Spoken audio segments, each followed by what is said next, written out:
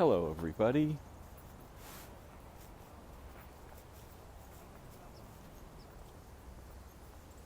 Welcome.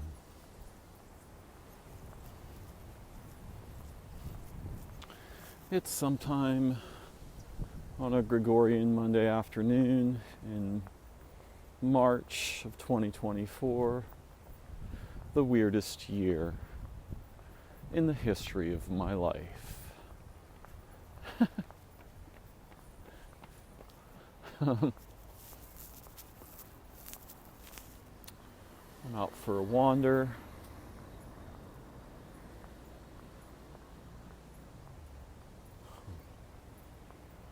Troubled by tracks on the path. I don't know if any of my ancestors were skillful trackers, but there is a kind of a genetic predisposition, I suspect. And I suspect this from knowing members of my family and watching them in various situational contexts.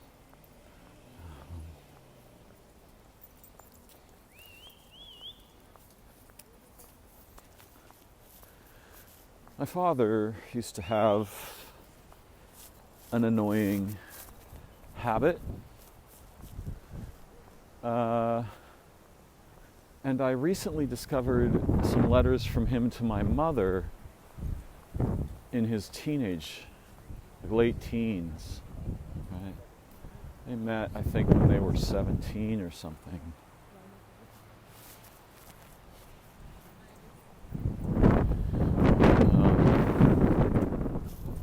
There were some letters from him that I haven't actually read. I've only seen the beginning of one of them. But it's obvious that he was about to launch into a dissertation on a system that he had stumbled on in his observational mind, right? A system for getting a perspective on people and situations that might be understood as preternatural. He implies that in the following letters he will encode a system.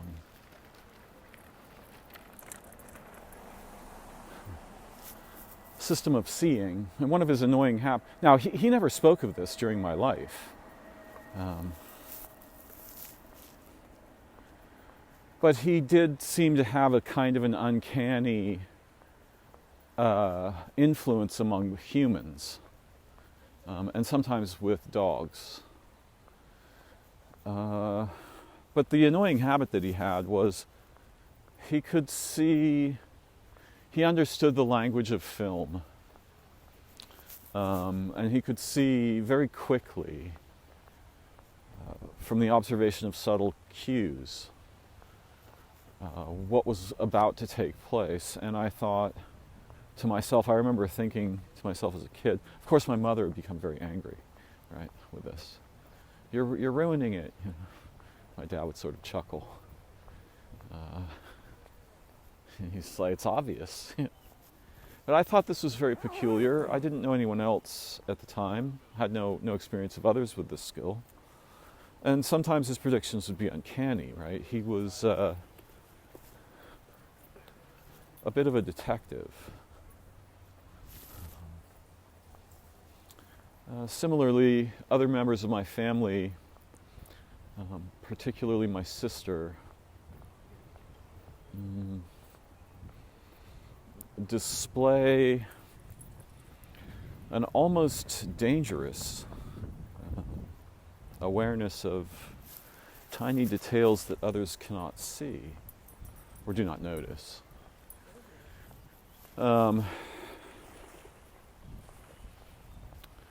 With most of my male friends, I can quickly predict where they're going to go conversationally. And this is perhaps part of the experience of being intimate as human beings. in a sense, we form a kind of a shared mind space that includes both of us but is beyond ourselves.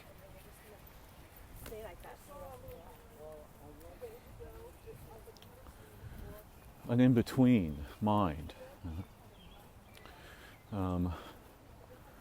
Last night I had a very strong experience of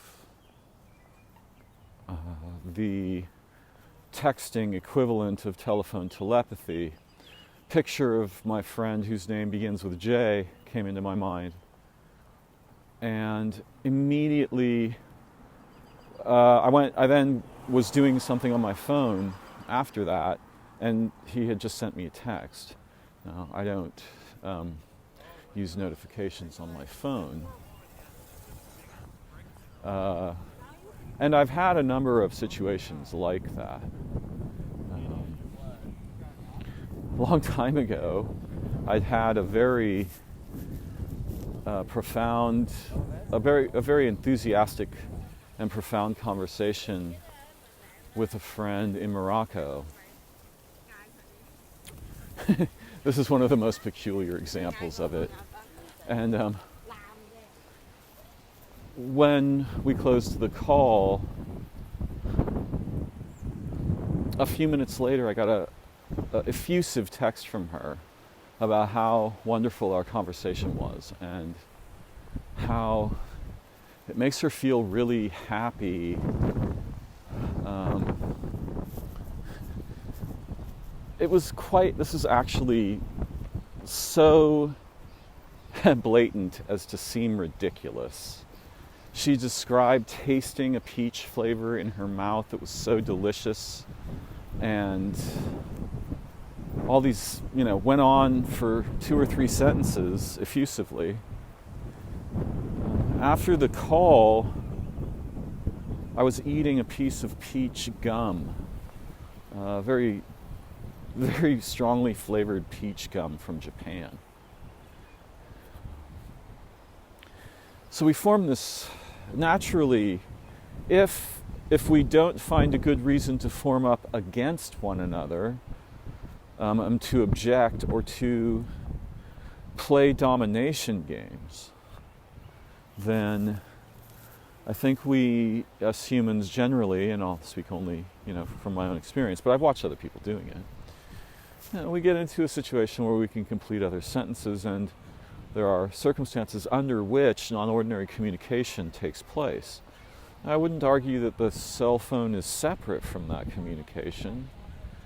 In fact, though it's not the kind I want, it provides a physical link, right? There's a physical link that extends to many, many humans in that phone. And like many of our technologies, I don't think the humans have reflected carefully enough upon what that actually turns out to mean. Because it means that if human minds naturally form networks, they're now going to form networks in spite of or as a result of technologies that restructure our networks according to mechanical principles. For organisms, that doesn't usually go well. For disembodied humans imagining some kind of eternal life in the body of a robot or something, maybe it goes well, but it tends to end organismal development on living planets. As we can see from our own behavior, we don't even need a second example yet. So the smartphones our technologies affect what I call the cognitium.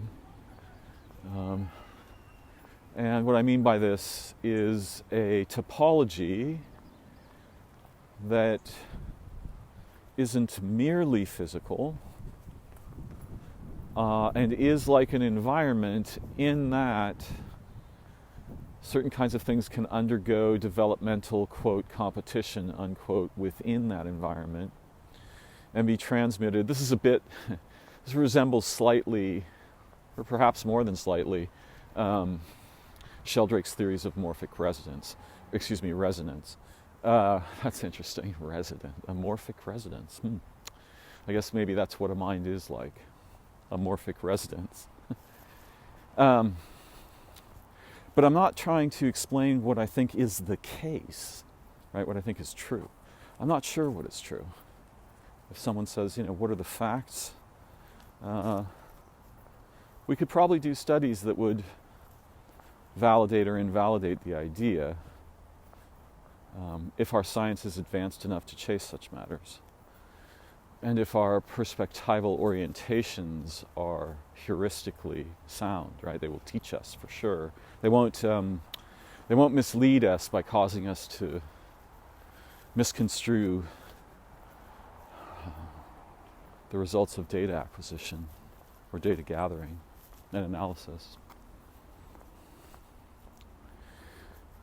So, in my family, it's common for us, and honestly I think my mother had a similar array of senses, whereas my father's were relatively, almost mechanically empirical seeming. He had a method, right? He was running a protocol or a series of them, and possibly parallel. My mother was more of an intuitive person, but also could see. She was, in a way, the sort of perfect match for my dad's strange intelligence, because she could see into the emotional spectrum of humans and animals and living places and things. And she had long ago learned not to talk much about it, as any person who wants to survive in the relatively harsh climate of human culture, most of us do learn to shut a lot of that down, or at least hide it from common purview, right? We save it for conversations with trusted people who either share our values and the urgencies of our interiority and our ethical concerns and our moral concerns and our relational concerns. We may save it for those usually rare situations, unless we form a group, right? If we form a group, or if we join an existing group, then we may find ourselves in the company, generally speaking, of others of, quote, like mind, unquote, which I'm not sure that really means like mind. I don't know what those principles shining in our hearts and bones and ancestors and lineages, what are those principles? Are those mind? I find it confusing.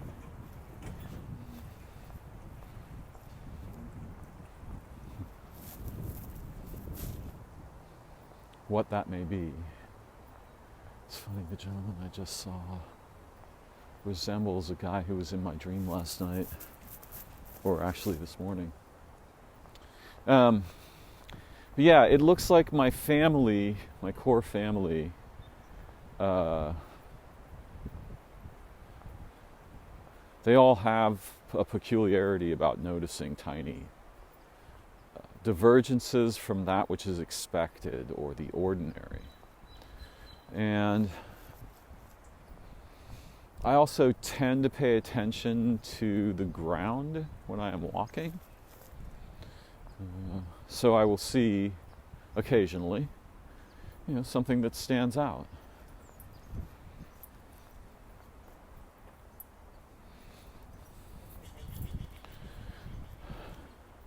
I never really learned to track. I had little opportunity to do so, but I did pursue a slightly similar discipline. I learned to interpret, I learned to diagnose problems with computers, which usually aren't hardware. Can be, but almost all of the problems I was diagnosing were problems with the operating system, or the software as installed, or an associated file on the computer that had become corrupted, or problems with the directory of the disk, or, And I became quite skillful at intuiting, even if I couldn't find the problem, which most of the time I tried to do, right? I wanted a theory. Oh, I think it's this. And then test it. Nope, wasn't that. Okay, next. And just go through a sort of decision tree, which, by the way, if you call Apple, this is what they do. They have the techs have a book. But I was that book for a long time. So I'm really good with Apple stuff, generally. I have an affinity for it. And preferred that OS over the other extant OSs, each of which has their unique, benefits and whatever. And of course, this exposure and then exposure to computer programming got me to think in very unique ways about the mind. Now, rather than, like many technologists, deciding like, oh, the mind is a computer, when I was a teenager, I was first exposed to computers and fascinated with their possibilities, kind of in love with them as a device. I became interested in artificial intelligence. I was reading Ray Kurzweil and stuff in my late teens. And as a science fiction reader, I had long, right, in the 60s, we saw examples on TV of computers that we could speak to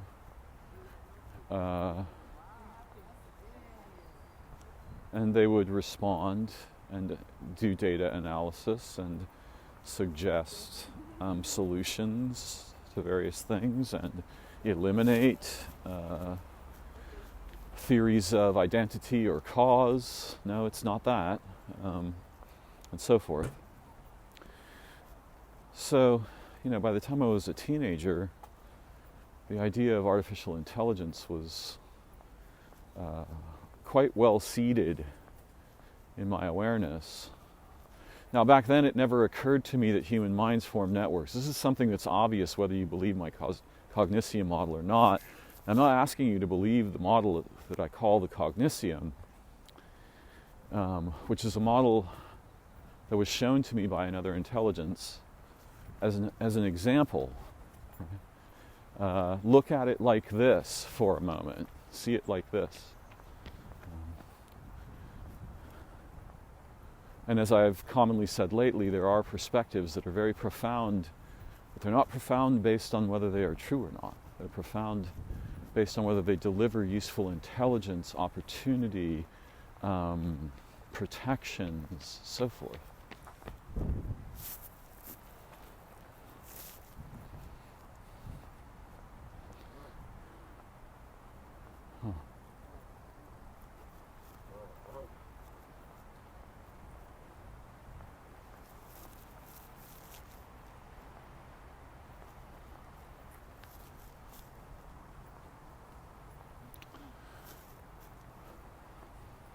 It's challenging when, for me, when another human being enters what I consider my personal space, right? Sort of the bubble within, a foot of the surface of my skin.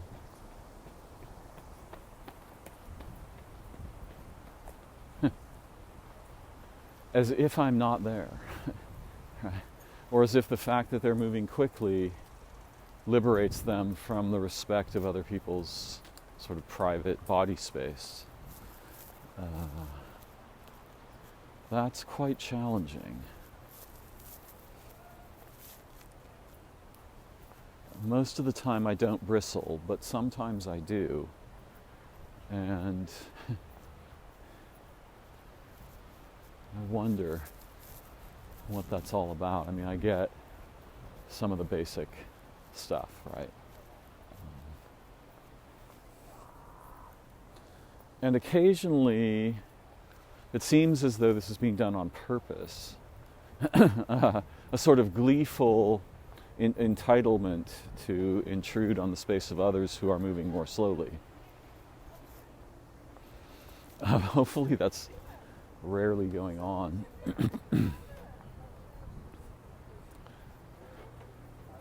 And for the sake of not fomenting conflict, physical conflict, I normally ignore it. At least I don't respond, right? I don't say, hey, blah, blah, blah, what are you doing? There might be exceptions. I haven't come across any yet. But I don't enjoy it.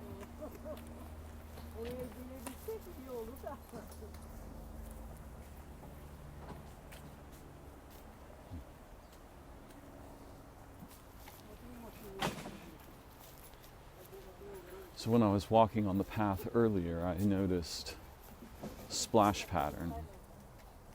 And this loops back to where I began, right? I'm recursing on the topic that led to the filial awareness of little details, which, by the way, can become really problematic for human cognition.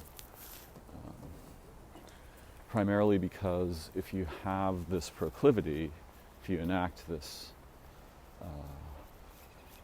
inclination, right, to observe details, then hypervigilance and its dangers are not too far away. Right? Now you start to see a pattern in the tiny details, and thinking that no one else sees these details, this pattern matching aspect of consciousness tends to acquire a unique form of authority in consciousness.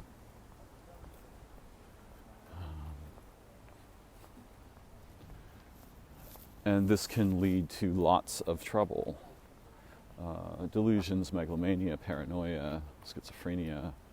These are just labels, but they are useful in broadly circumscribing various kinds of human experience. Even though I understand the I understand the modern concern with diagnostic labels, and to some degree share it. The way that I generally cope with that for myself is I distinguish between clinical, casual, analytical, and various kinds of conversation or purpose. Certainly, for example, if something is wrong with us, and we can take two very different examples. We can imagine someone going to a Western doctor. Let's take three. And the Western doctor has an algorithmic chart in their mind. They're a bit of a detective. They're meant to be clinical, not personal. This is how this branch of medicine functions. I can't remember the technical term.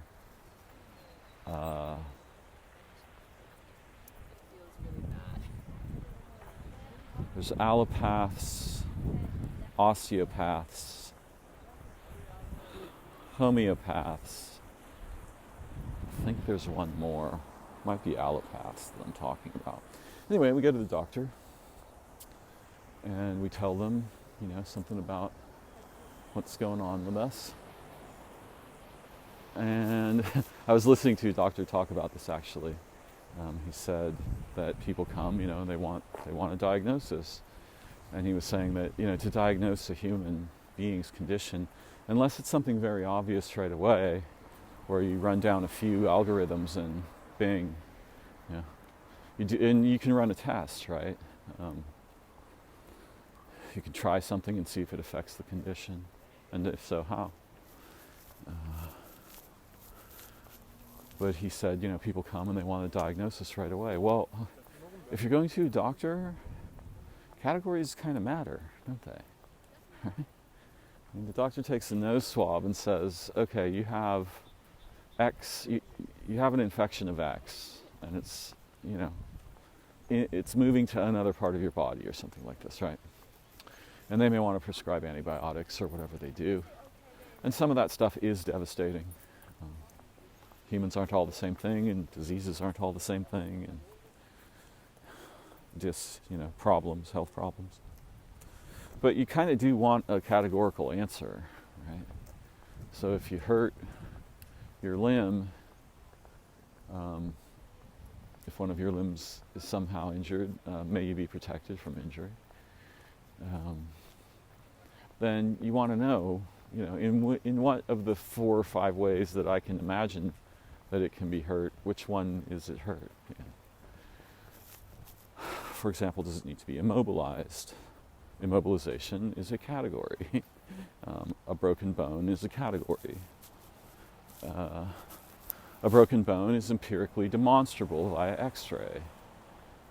Very unlikely that something affects the X-ray machine to produce a visible break in the anatomy of a bone, and there's actually no problem with the bone. Probably has happened with humans attempting to deceive each other on purpose or something, but probably extremely unlikely in other cases. So when we go to the doctor, that doctor, we want categories. And another person goes to a practitioner of traditional Chinese medicine.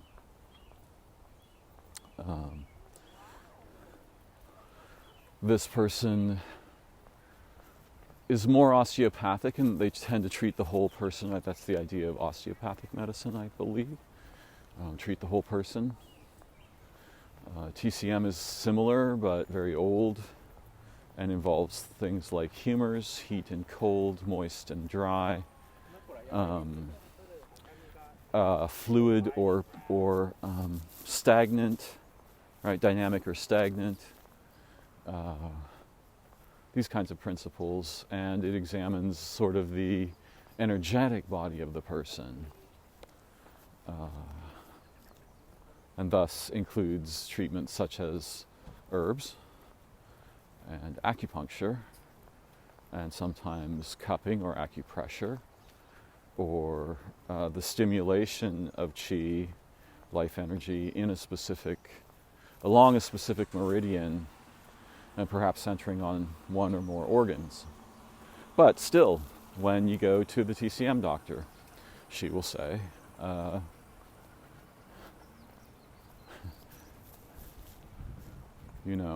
your liver qi is very weak, and your heart qi is too much. We have to balance them. And here's what I recommend, and then we'll try this. They are also somewhat experimental. And then you could go, now I don't actually know what a session with an indigenous medicine healer would be likely to look like. I imagine things. And so what I'm talking about here are just my imaginings. And in case someone ever says to us something that resembles, you don't have the right to imagine or speak of your imaginings, well, I'm not going to agree with that, probably ever.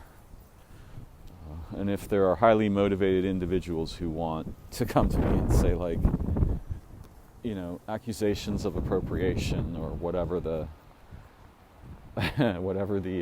violation is, I will listen for a time, and I will reflect on what they say. But the urge to take that kind of offense is problematical. I mistrust it in many of its common implementations. That said, if you went to an indigenous person, they might say many different things. And it almost, in this case, the category will also be discussed. It's this kind of a problem. I'm going to make something up here out of whole cloth. When you crossed that stream to get to the place where you got your food, you did not take time to recognize the stream, the waters there, the living waters there. And they're not used to that. So they are angry at you. We must appease them. Now, this might sound like nonsense to an empiricist. Nonetheless, the often astonishing efficacy of non-ordinary interventions, granted that many of them are, in our world and in our time, many of them are fake, right? Or possibly delusional. The ones that we are likely to encounter in Western culture and so forth. Commonly fake. Or often, sometimes delusional. But there are lots of diseases that are not merely physical. And the allopath can't do doodly squat about that. The homeopath, well, that's basically a religion. It's very difficult to disambiguate that. Empiricist, materialist, person who is very upset about the idea that there are metaphysical models at all will certainly point out the many studies that have failed to show any effect. I'm not here to comment on that. What I'm actually concerned with is just that when we go to see a healer, there will probably, and it's almost certainly better if there isn't in some ways, particularly if they're very skillful, right? If they're really skillful, it might be better not to say anything about what the actual problem is and just to deal with it. But we expect, categories. And when you go to the store, there are no products there. There are precisely 0 products that don't belong to any category. It's a meta product, right? It doesn't belong to any category. It's not food. It's not pet supplies. It's not kitchen gear. It's not some branch of food, vegetable, animal. You will never buy at the grocery store something that you don't understand what category of thing it is. And now that I've introduced the topic that preceded my beginning of this recording, I'm going to go back again and circle back to the beginning. I was walking on the path, and I do notice details, and frankly, this detail is it's not subtle. There's some splash marks on the asphalt. They are darker than they should be. They're clearly not something that is being tracked, right? They're not something stuck to the bottom of someone's shoe making an impression every step or every other step or something.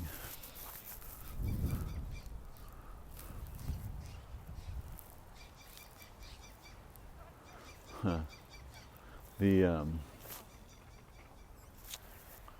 Steller's J family is here.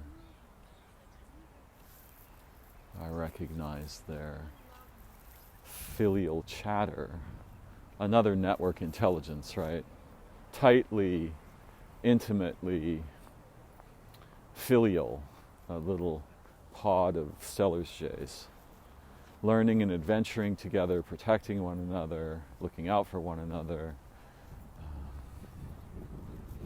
sharing knowledge, skillfulness.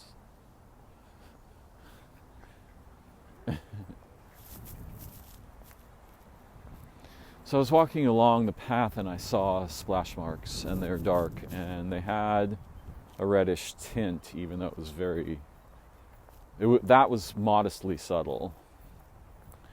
And they occurred at intervals of approximately perhaps 6 to 8 feet. And sometimes longer and sometimes shorter. And they went on for quite some time. They disappeared. They started up again. They disappeared. And, it looks like blood. Now,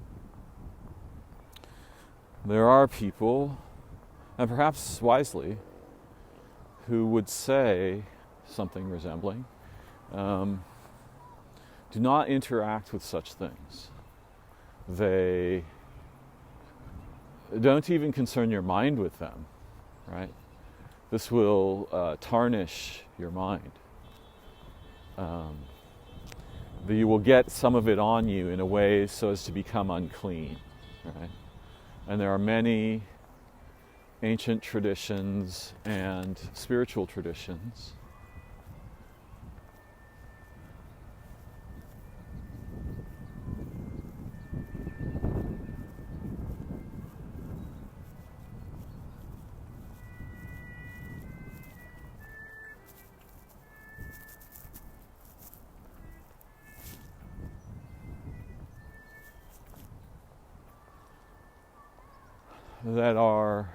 that contain very complex systems of what must be avoided, when to avoid it, when not to avoid it, and also some things that are declarative commandments. You must do this.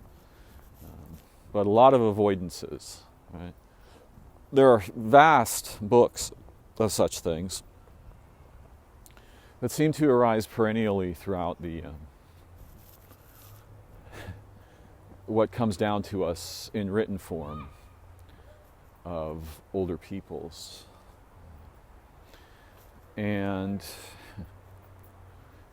I suspect about these books that while sometimes intelligent, right? Some of this stuff, there's traditional knowledge encoded in it, but the encoding normally is handed down family to family, tribe to tribe, and so on. I mean, within a given people, and sometimes exchanged. Perhaps that maybe there's some crosstalk between peoples about this. But this looks to me like the evidence of a problem. A problem where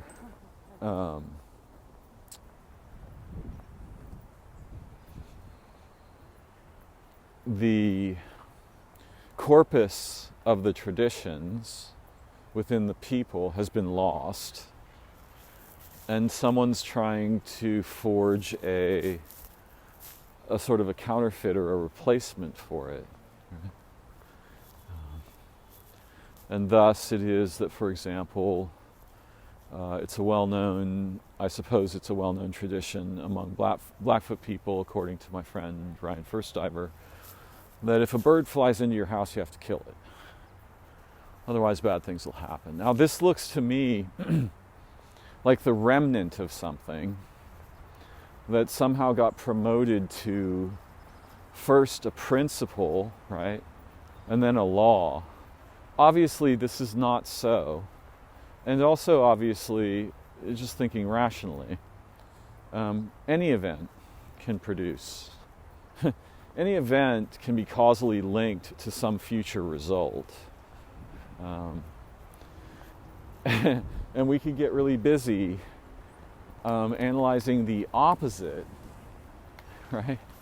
Well, I didn't fall down on the path today, and that led to me losing my wallet later because I left my wallet somewhere and it disappeared.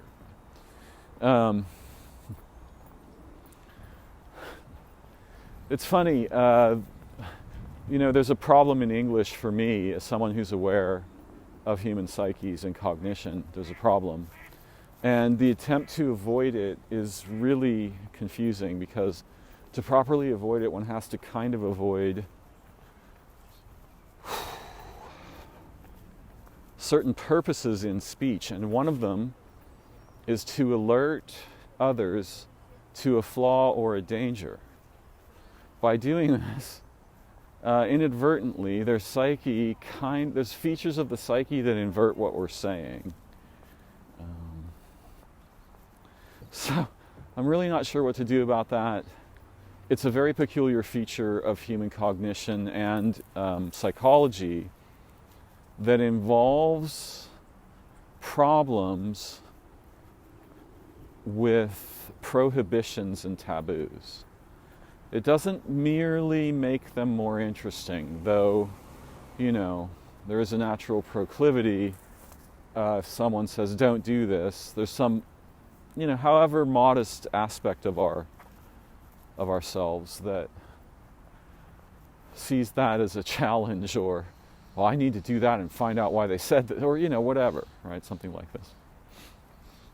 We're really strangely self-conflicting, and some of us more than others, and under certain, situations or under stress or whatever, more so. I'm going to leave off on that topic because it's not crucially important.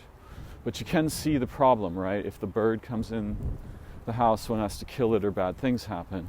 This has to do probably with a bird coming into a house in a story that is fundamentally traditional.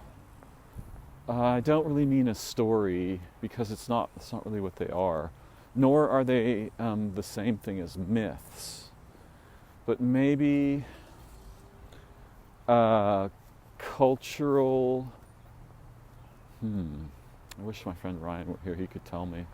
He could help me see better anyway.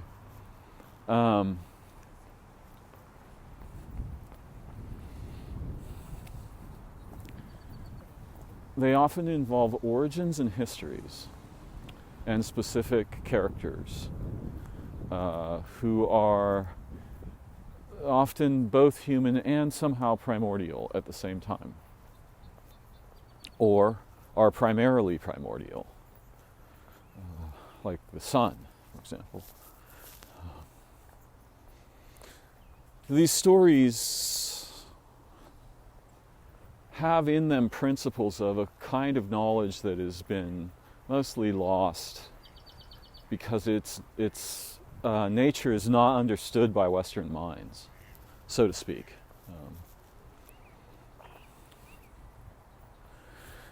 So I saw the splashes, and you can see already in my mind there's a category thing going on here. Well, first is, what is that? And then what's the frequency? And then how old is it? How old does it look?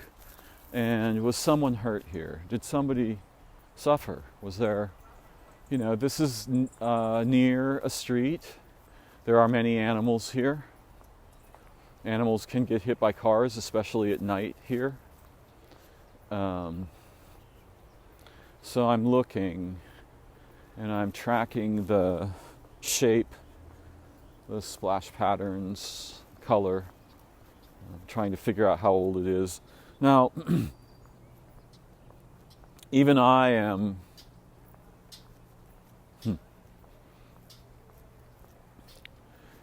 aware of two principles, similitude and contagion. These are the words that my friend Ryan uses, and I was aware of them in my own way before he spoke of their how pervasive they are in the Blackfoot way of life. What we might think of as tradition, but we'd be half wrong at least. A way of thinking about relationships and transformation, a way of thinking about safety and taking care of one another and the living places and the living beings.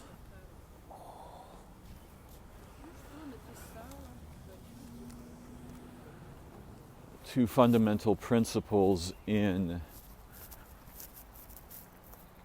the topic that might slightly equate to the topic of magic, or one of the dumbest words the humans ever made, which is nonetheless still useful, the supernatural. The mysterious relational exchanges that happen outside our efficacious model systems. So I'm approaching where the splashes begin. And I'm not so OCD about it that I counted them or anything. The first splash is here, the next one is 6.5 feet, then, inches, then 3 feet, then 2 feet, then inches, then 2 feet, and so forth. And the splashes point east. Creatures traveling eastward. Whatever's making the splashes is traveling eastward. And they begin in a specific spot and they continue. They acquire a relative regularity, which is mostly more than what an average person's gait would connect, right?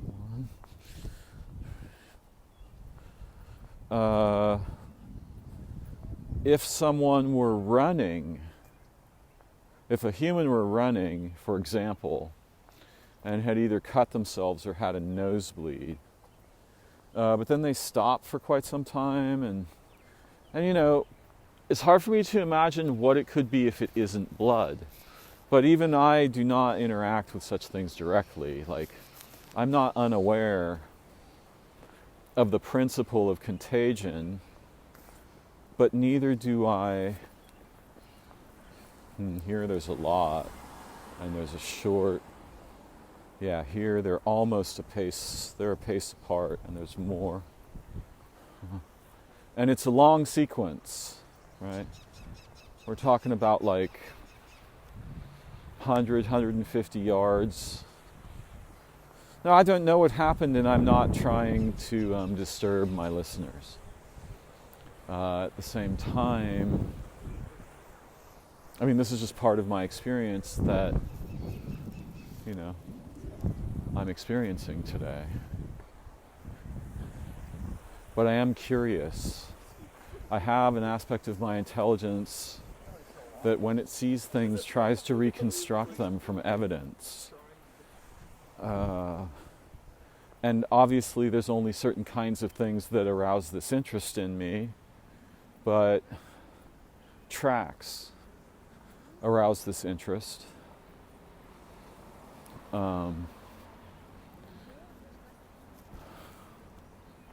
And I guess anything having to do with blood would certainly ring that little bell in my consciousness.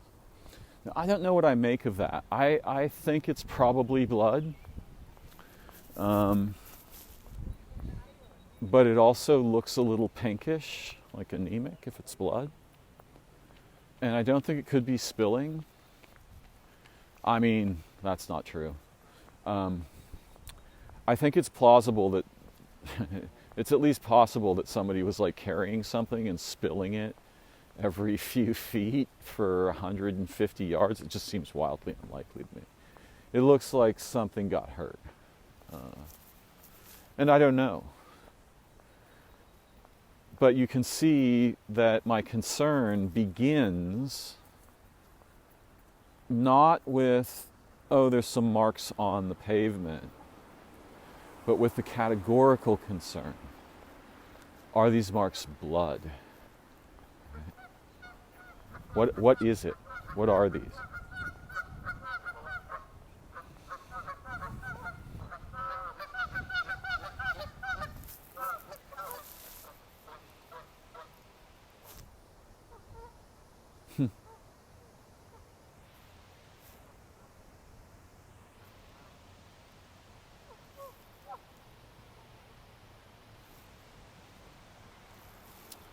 The geese are signaling.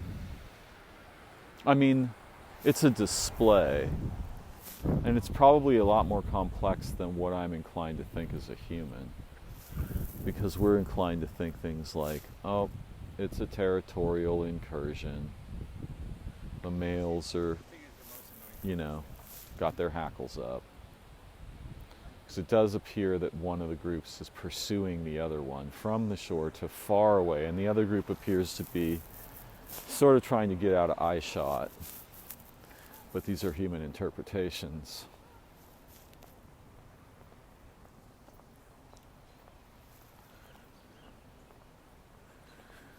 Now, where I'm going to go from here is quite complicated.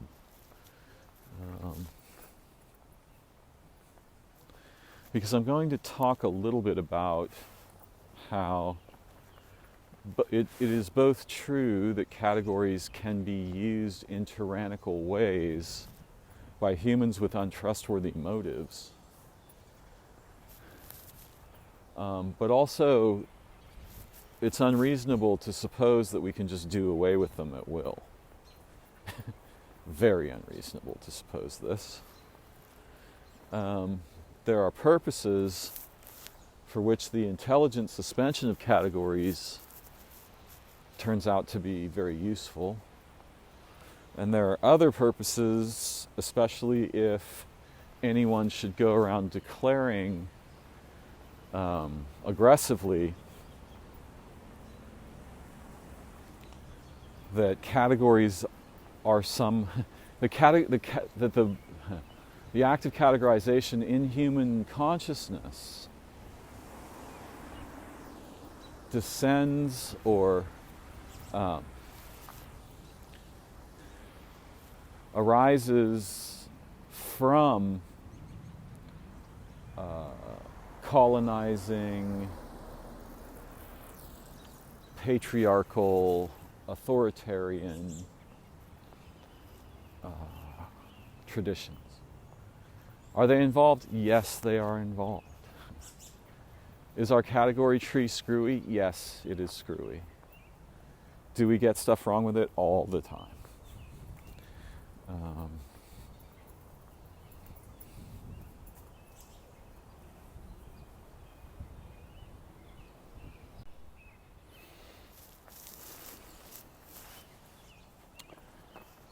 We are, in our time, faced with very strange situations that are profoundly confusing to attempt to understand or amend, involving the intentional weaponization of a variety of features of conceptual thought. And it's clear to me, at least it seems relatively clear,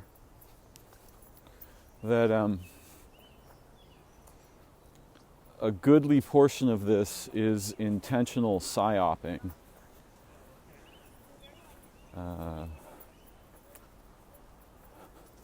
Made contagious by social media and media in general.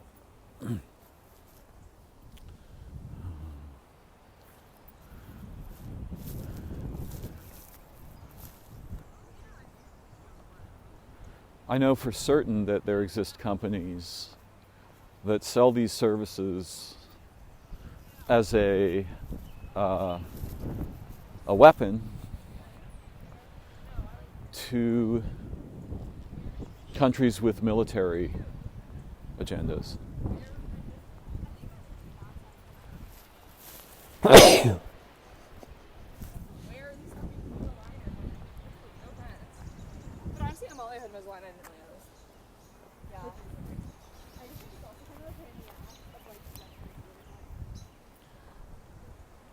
Again, one of the ways that I manage to deal with my own exposure, right? I view media, I use the internet. I have a Facebook account, a Twitter account I nearly never use.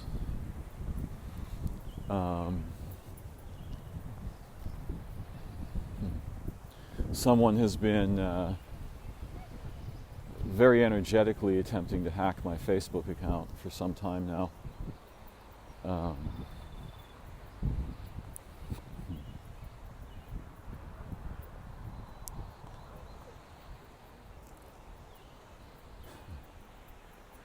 But I have exposure, and part of how I deal with that exposure is compartmentalization. You can think of it in a similar way as if you had to be really concerned about contagion at your house, right?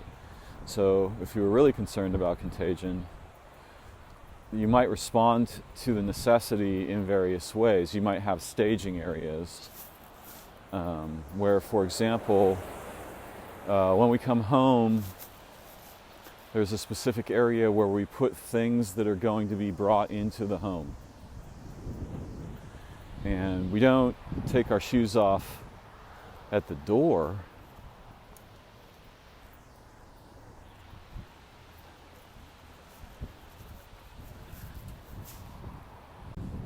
We take them off near the street, and there's like a staging area. So we had quite a pause there. And I'm going to change the topic a bit. I'm going to bookmark where I was. So it was categories and when,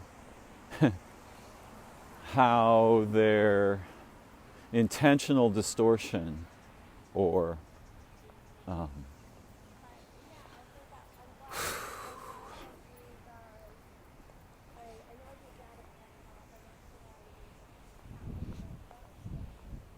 the usefulness and dangers underneath the common behaviors that we see in various cohorts, primarily in the United States or in the Western nations. I'll come back to that. So, when you grow up in the same city, you live in one city most or all of your life, or for a long time. Long ago anyway, and I don't know how common it is these days. It seems less common. But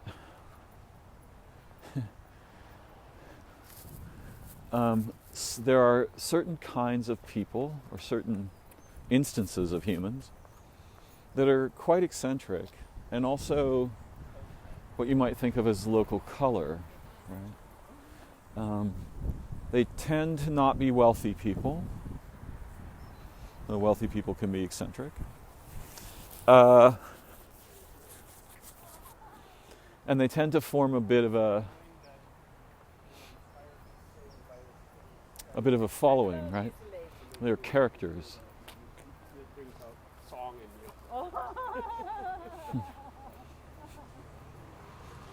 I am one of them. I remember in Santa Rosa there was a pair of twin women, older women. They were elderly by the time I knew them. And clearly they'd been famous there in their youth. They were very, very well known. There was also a woman named Pepper who always wore all red. There is an older woman in my neighborhood who I've known actually for quite some time who almost always wears only white, but sometimes red on top of it. And then there's the woman that I just met, Nancy DeStephanis, who is well known here as the Heron Lady. Now this lake has just been renamed Blue Heron Lake, and for many years in a dead tree on one of the islands, it's a man-made lake here, it used to be called Stowe Lake. 5 to 7, it was a social tree, right? 5 to 7 heron nests every season.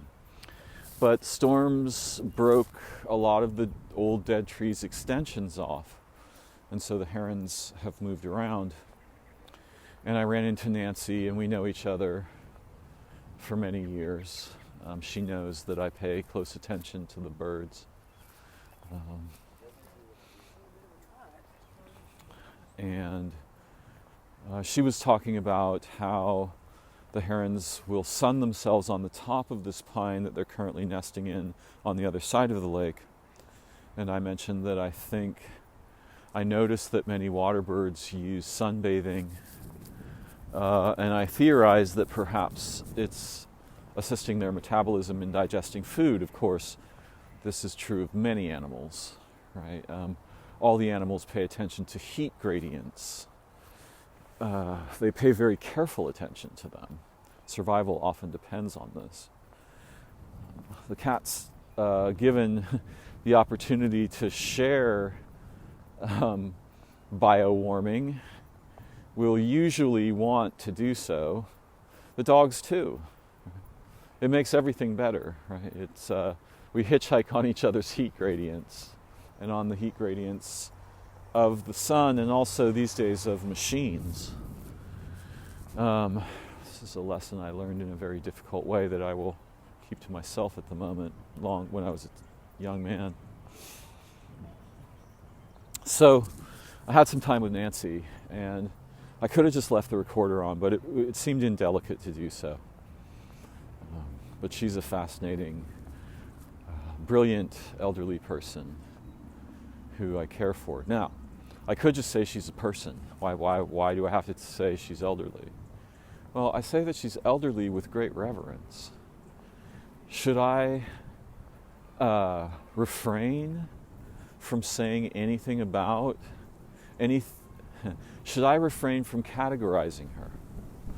Am I doing something? Am I committing an injustice by categorizing her as elderly? Now, certainly, much like all the people I know, very, very few people I know are old inside. Most of them, they're just like children, or like they're 20 or 30 inside. Their body is elderly. And many elderly people walk this lake. It's a pretty safe place. Also, people would probably come to your aid if something went wrong.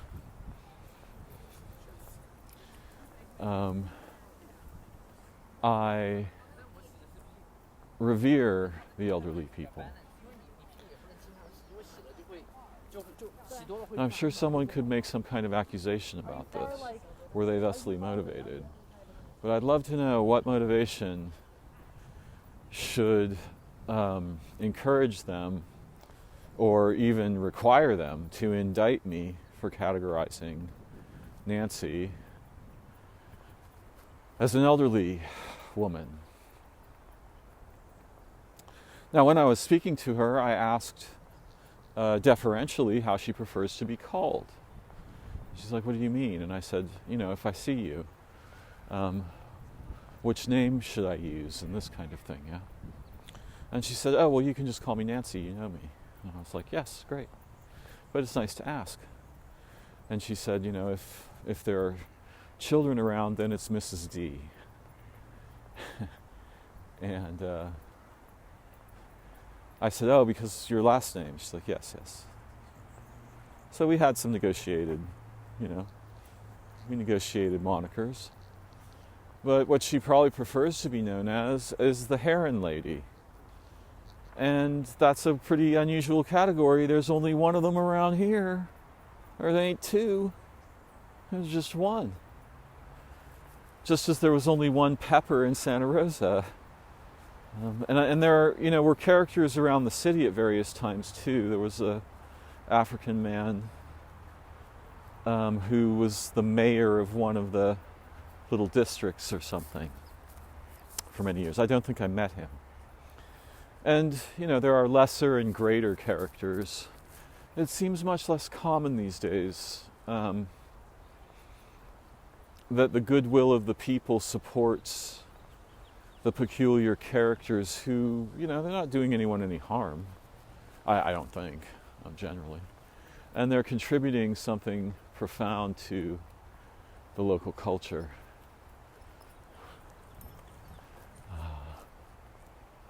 So yeah, I have great admiration and respect for Mrs. D.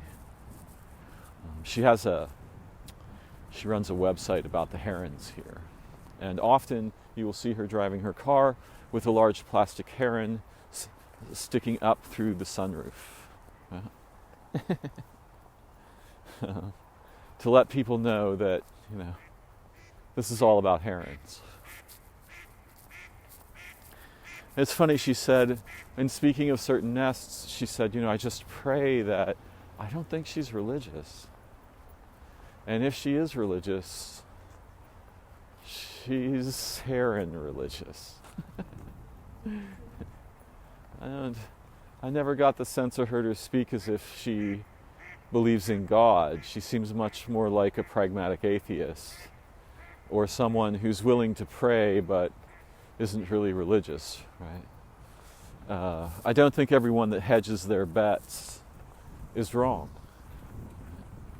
Obviously, the atheists, which is a kind of a peculiar position to have. It's not peculiar to have atheist leanings in the face of some of the ridiculous nonsense that modern religion promulgates. But we should also be careful of similarly forged weapons. So let's go back to the category thing. It's funny, her fascination with just one of the birds. All of her attention has gone to herons for a long time, such that she is identified with them.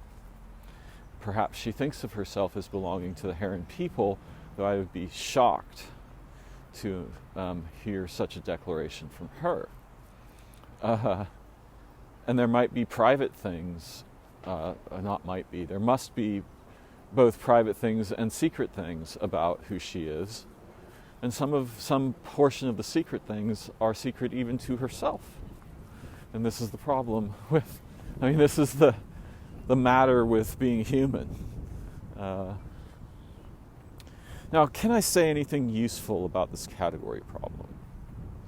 So first of all, it is important to occasionally invent or repair categories, because our lexicon, its categorical structure, which I'm sure there's technical language about, the library of categories native to English, for example, is missing all kinds of things.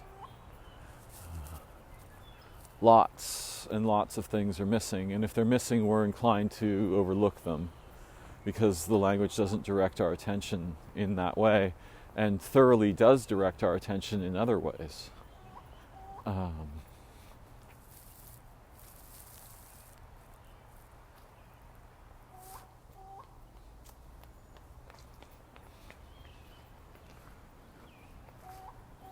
It's a sunset crow call, raven call.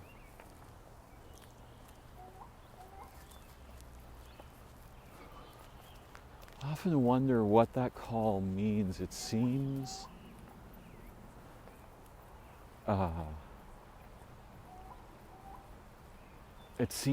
communal. I always get the sense that it's a remembering of some kind when I hear this particular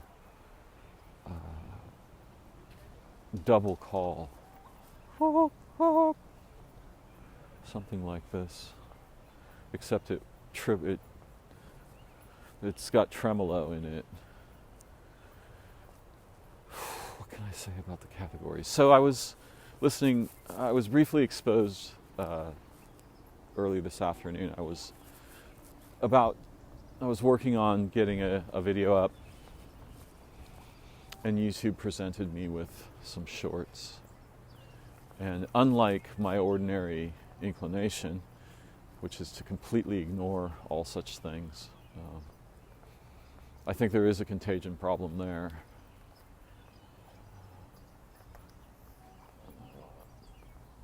But I suspended my ordinary disinclinations and watched a few. Some of them were artistic performances or musical performances. Some of them were martial performances. Some of them were wow,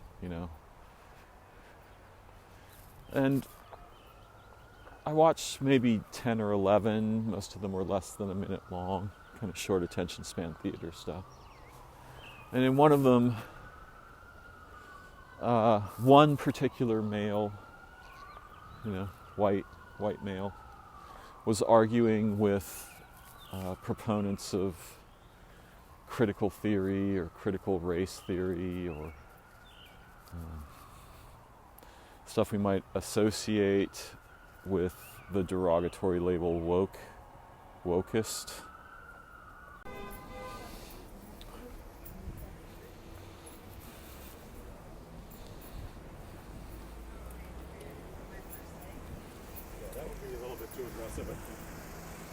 Categories are fundamental to conceptual awareness.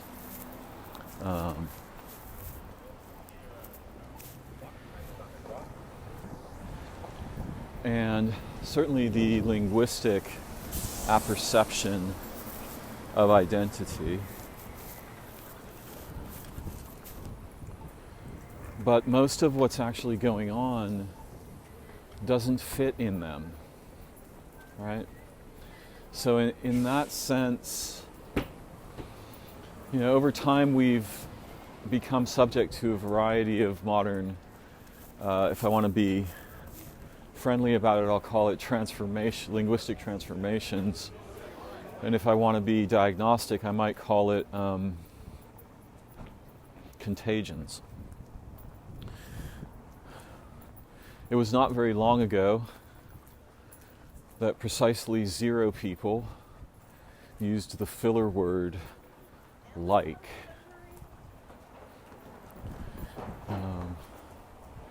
And the contagiousness of that linguistic habit had to do probably with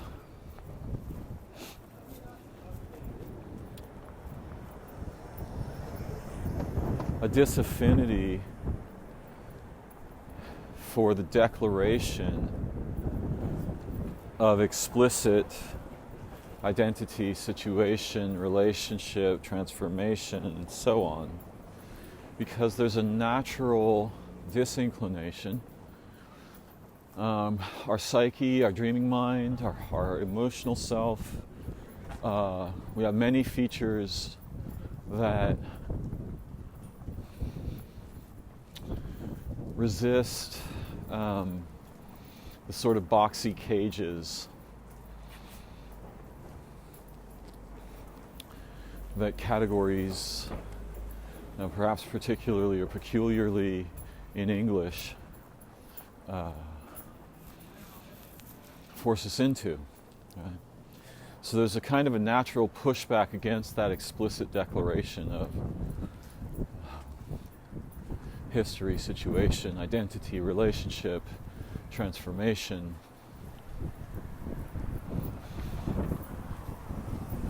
And when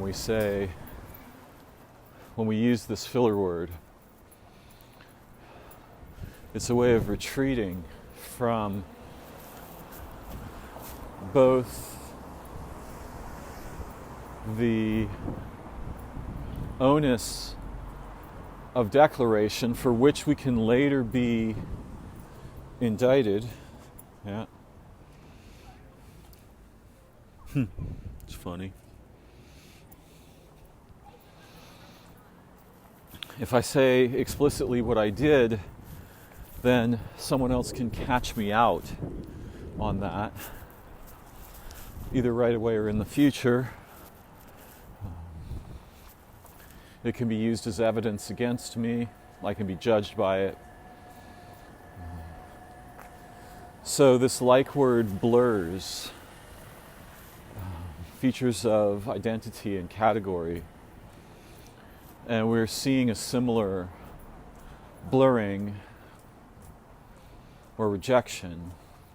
When I was watching the YouTube videos, I don't know who the man, I don't know who the guy I was watching was. He was probably 26. He had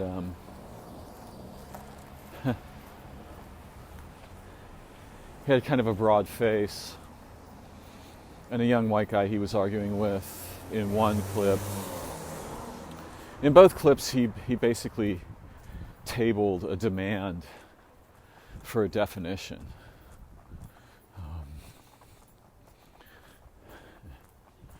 And in both cases, the people he was arguing with were poorly equipped to support whatever or even declare whatever their position might have been. I'm sure he's quite, anyone who's rhetorically trained or anyone who's practiced debate with any degree of regularity, having arguments with ordinary people is like using a tank to swat flies or something. Not that the people are fly-like, right? I'm not meaning to denigrate them. I'm just saying, like, it's overkill, right? Profound overkill. And I suspect that, he's probably fought many battles, won many battles, if winning is the goal. Really, insight should be the goal. Mutual, understanding and insight when we get together. Not winning. But in both cases, he asked a very simple question. What is a woman?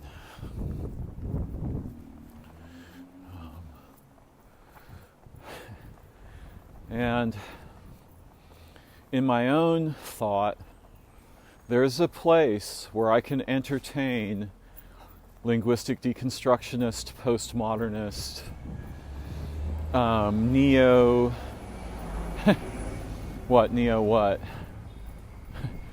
put any word you want after neo, but also neo ideological constructs. There's a compartment where I can play that,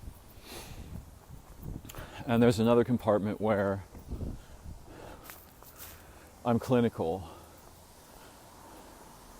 and there's another compartment where I experiment, and there's another compartment where I'm actually fascinated by the existence of categories and what's missing from them. And part of my mind is familiar with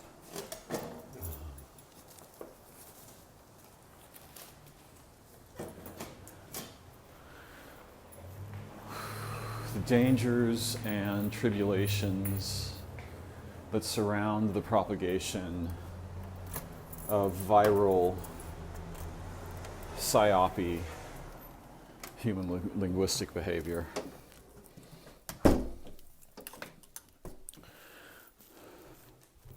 So I have these many different facets, and I can play well with others in most fields.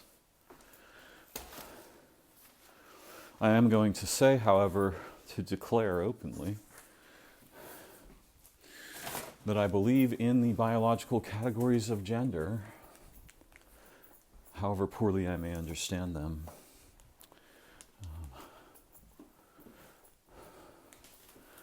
And I'm going to take a break and have some food, and then we'll see how much intelligence is left in me when I have to both digest and make elocutions. As someone who has the joy of sometimes engaging in creative activity, I've noticed something that I've heard before. But like most of what can be said, it's very different to hear it and experience it directly. And I'm speaking of the difference between being hungry, which is a statement of state, right? Being hungry, I'm rarely as inspired when I'm full as I am when I'm hungry. And if I'm writing and I'm sort of on a roll or something, or whatever I might be creating, music or my recordings or whatnot, it's just a radically different experience when there's food in my tummy. Much less impetus and inspiration and motivation. Of course, probably slightly depending on what kind of food I eat and perhaps the company I'm keeping. So, for me, as someone who studies language and semantics, and has long been curious about how language affects our minds and psyches and societies, if we dare call them that,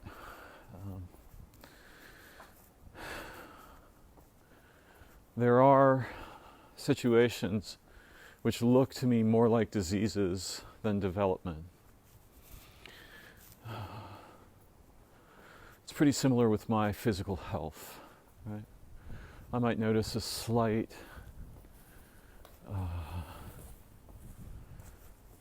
catch where my nasal passages meet my throat.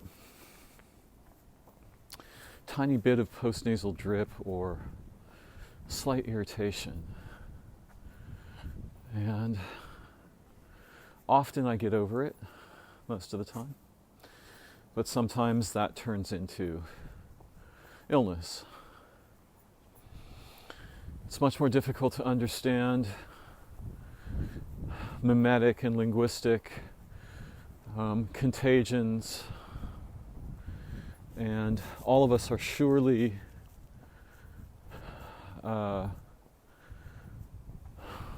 exposed to mimetic pathogens. And I'm very concerned when I see the kinds of things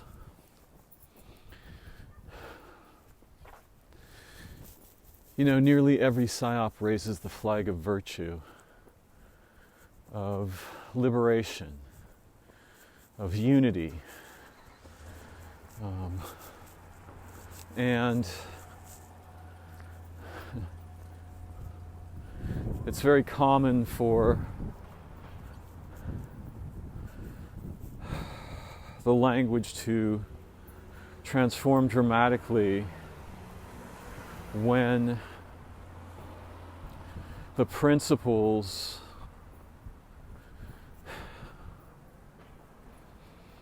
of democratic coexistence and mutual concern and so forth begin to be captured and or weaponized.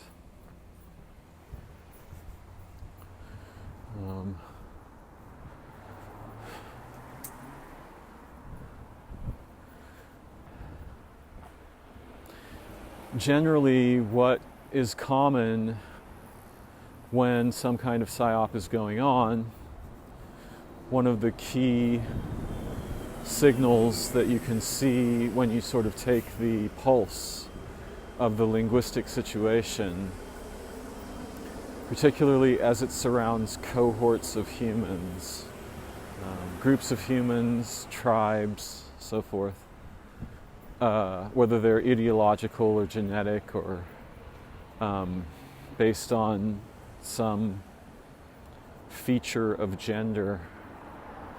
When something attacks the roots of our lexicons and makes the claim of heroic revision, whether that claim is overt or covert, we want to be extremely cautious and look very carefully both at the ploys, the methods, the techniques, the protocols, and their actual results, not what they claim to be doing, what's actually going on as the transformation of categories becomes prominent. And on the one hand, we should together be willing and capable and trained to intelligently, for each other, for the sake of insight, question the nature of categories and perhaps repair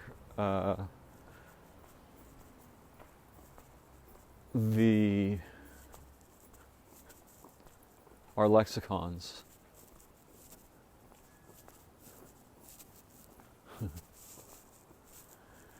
That's an important part of my goal as a cognitive activist. At the same time, we should have watchful concern.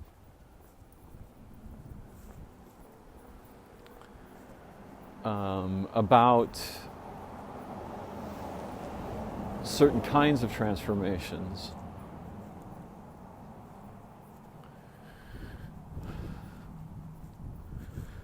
Our capacity to be rational, to weigh evidence, to think clearly, to revise our thinking in the face of new data, to attend the authority of facts without becoming entranced by them.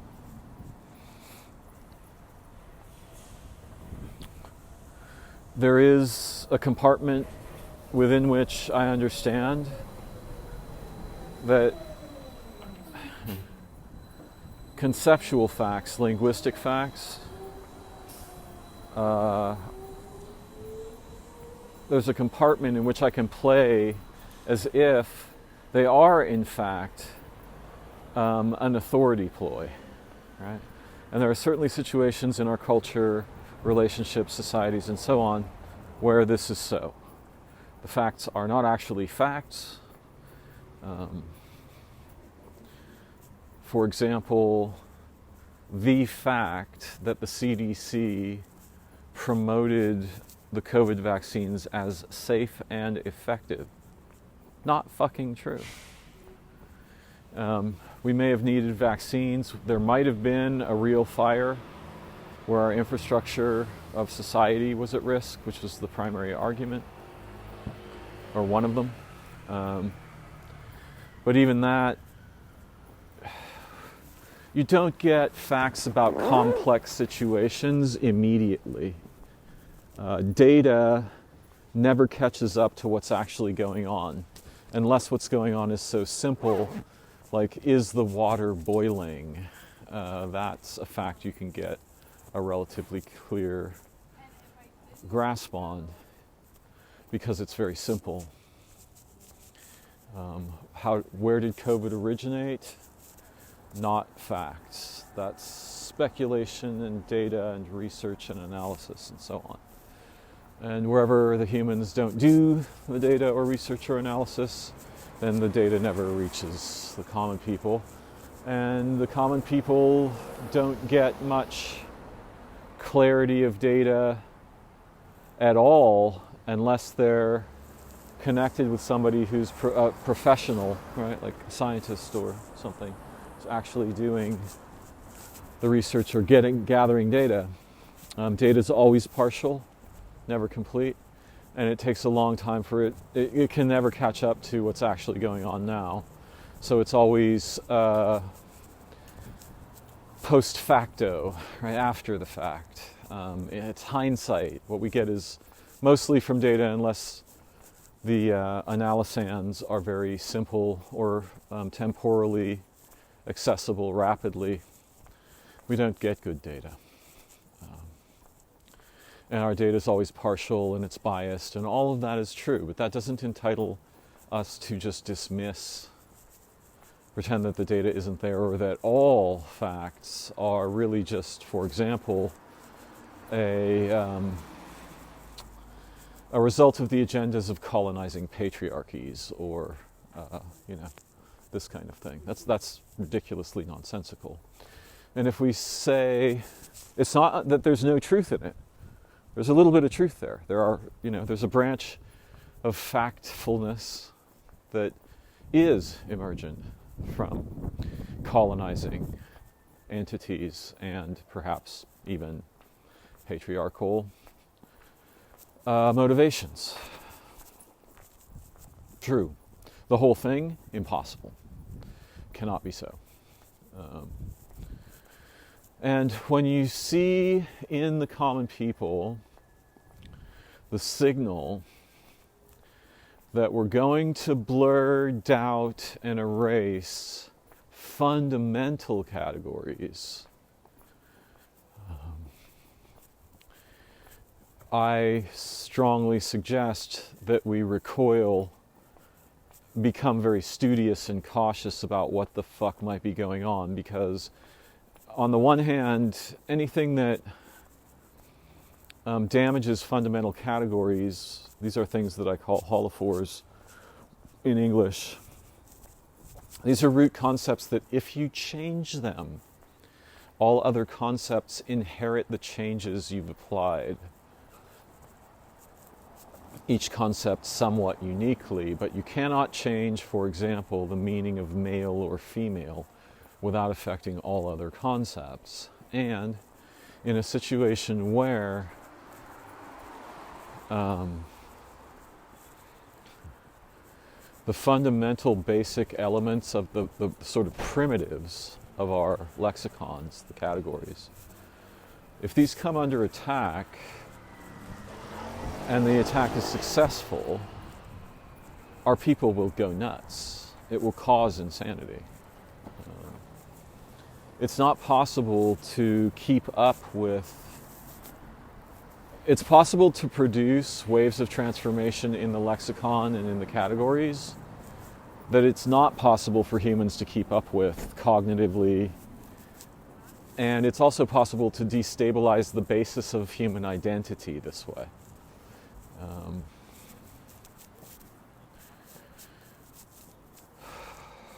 There's so much trouble going on here.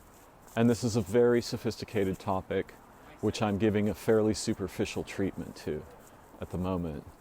I'm merely speaking of some of my concerns.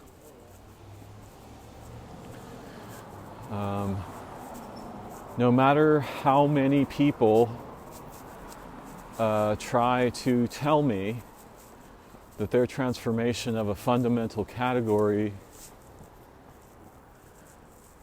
feature is true, good, appropriate, noble, reflective of actual understanding and so forth. I'm willing to have the discussion. I'm not willing to be threatened into categorical changes that I fundamentally don't agree with. I've read works that question the common human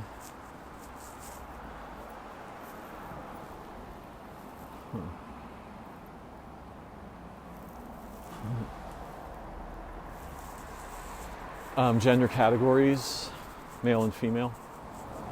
I'm well aware, for example, that if we want to use gender to talk about bacteria, there's probably 7 or more genders, and there's different ways they can connect. I am aware of what has been called hermaphrodism in nature and humans. I am unwilling to submit my mind and my lexicon to the whims of people or groups of people whose motivations may appear superficially humanistic, but whose activity largely creates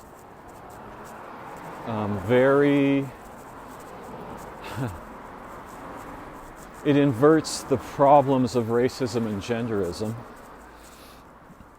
and then points those back at the people who it wants to frame as oppressors, many of whom have never actively oppressed anyone or anything much.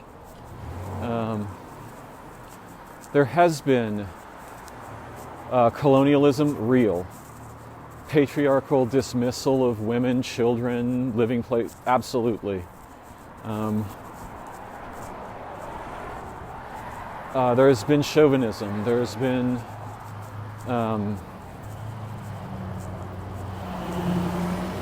unjustifiable suffering visited on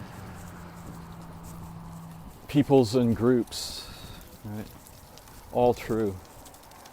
The resolution for those matters is clearly not woke, not being woke. And this nation that I live in, which I do not identify closely with, is clearly suffering a series of assaults from various bad actors, other nations, factions, and so forth.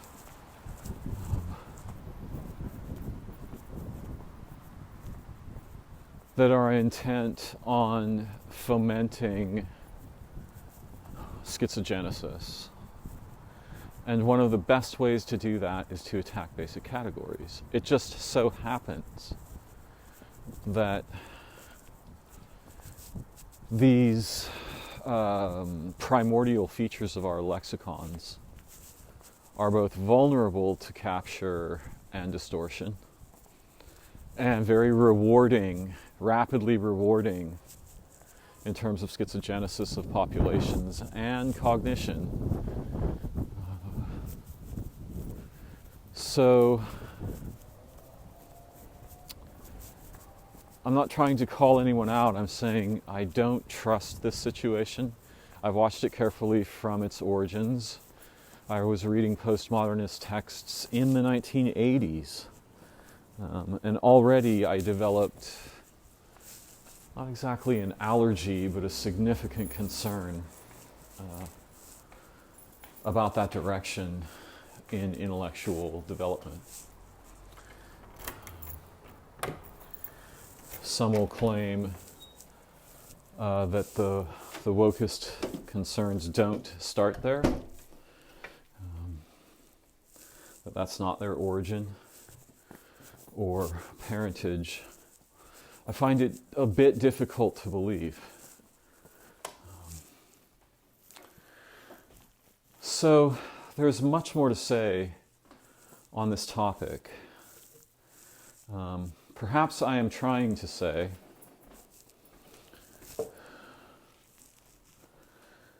that I'm very skeptical of particular transformations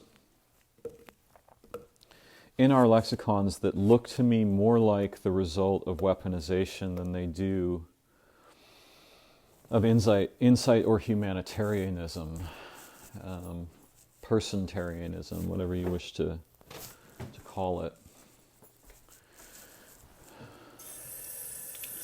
In the shorts that I saw earlier today,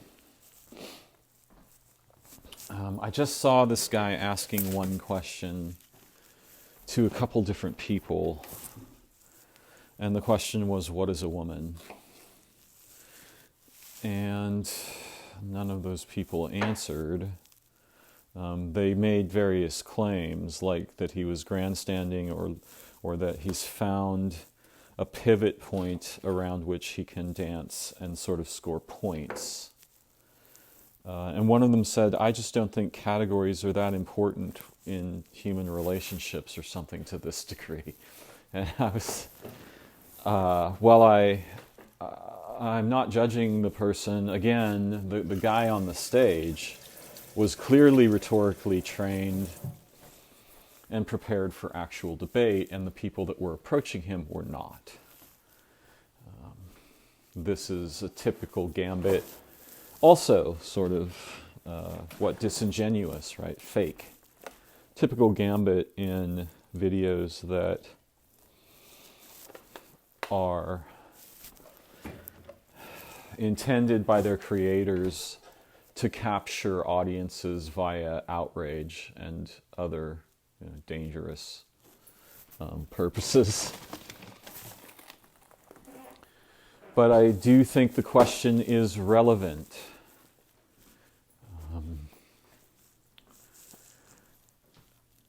I don't know the answer to the questions that arise in the wake of the methods that allow people to modify their bodies and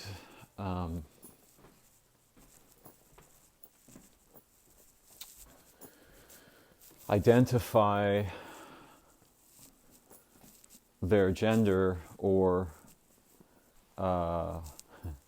perhaps even what is it, right? What is it that gets identified?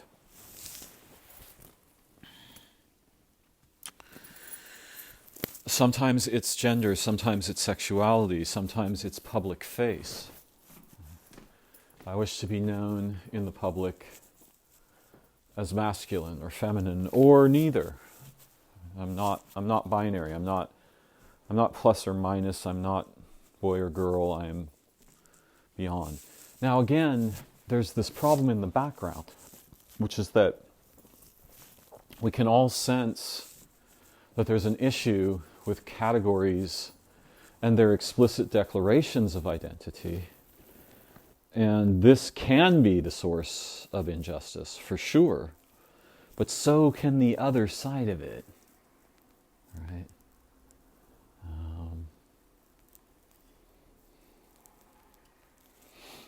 So for now, I really just want to highlight the questions. And I'm pretty sure I know how I would answer.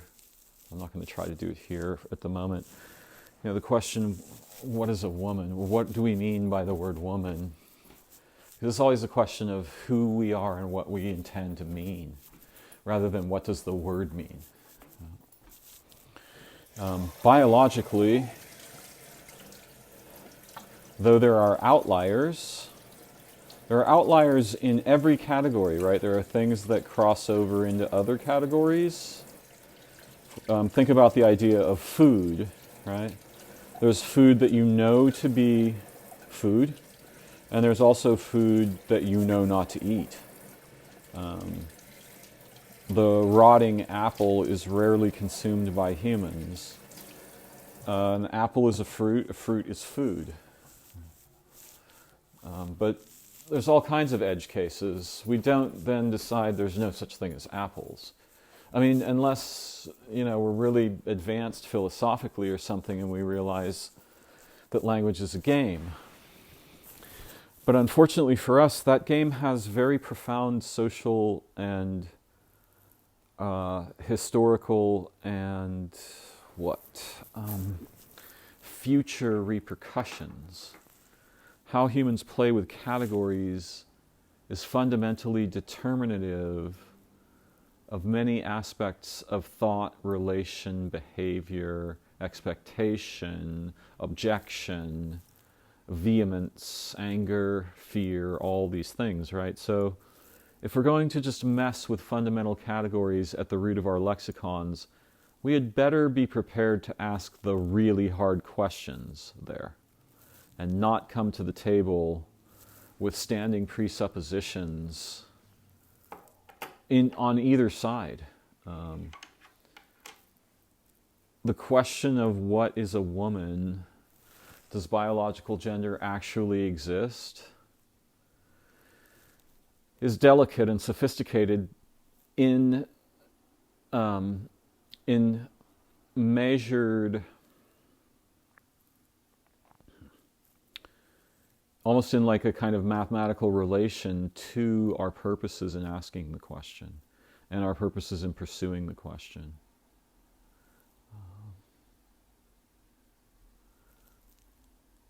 I don't think, in the same way that I don't think that machines qualify as intelligences at this point, that doesn't mean intelligences couldn't hitchhike on them. Ours do. Ours does. In the same way that I don't think machines are intelligences and we should call artificial intelligence something like human-assisted computational heuristics. I don't think, I'm certainly willing to call my friend who I knew was born male she. If my friend really presses me and says this is important to me, this is what I want, I will do it. But I will not be thinking of that person as a woman. I still believe in gender as, at least in the bubble of biology, right, in the compartment of my mind where I think about biological situations. I believe in genders. The concept makes sense to me. It's familiar to me. I'm not going to try to rationalize it here. And in another bubble, a different one, I'm willing to acknowledge the concerns of someone I care for or am in relation with. But there's a limit. If they want to police my lexicon for the sake of some ideology they've come under the sway of, we're going to have some very serious discussions over long periods of time. And I would expect the same thing if I demanded they change their lexicon or be indicted, right? That's not going to fly. That creates a disproportionate power dynamic in the relational envelope that I don't agree with, generally. There's much more to learn here and much more to explore.